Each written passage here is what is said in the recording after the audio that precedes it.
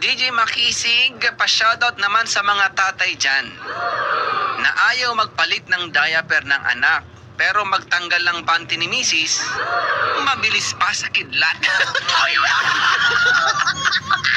DJ Makisig, tulungan mo po kami. Naghahanap kami ngayong darating na Holy Week na gaganap na hudas sa Sinakulo.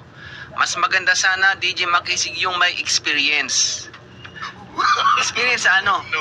Experience sa pagsisinakulo o experience sa pagiging hudas?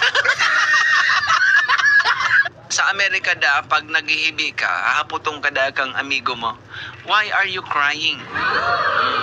Why are you sad?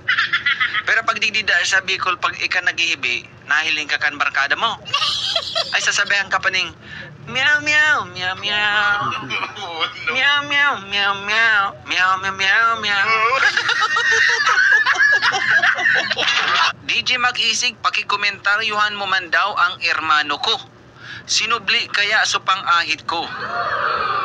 Kundi akan pagluwas niya sa banyo, igwa pa mang giraray ning bigotilyo.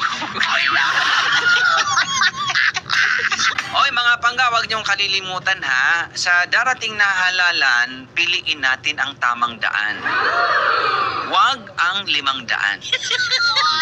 Pero pag may nakita kayong 500 sa daan, ipulutin nyo, sayang naman. Huwag kang magagalit kung hindi parehas ang sinusuportahan nating presidente.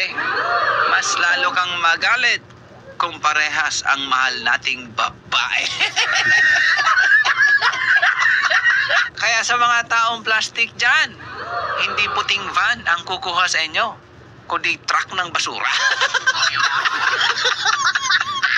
Suminakay da susarong daraga sa jeep. Paano na eh. Pigpatukaw da ka sumikaniko duman sa sayang lapi. Da, siyempre paranoan ang jeep eh. Di para chika niya da itong daraga na pigkulkul niya sa laugan jeep. Ngayon miss, hulaan ko ngayon trabaho mo. Sabi ka sa daraga, o sige daw ngayon, hulaan mo. Ang trabaho mo miss, sa opisina ka. Ay nga las da subayi, sa daraga.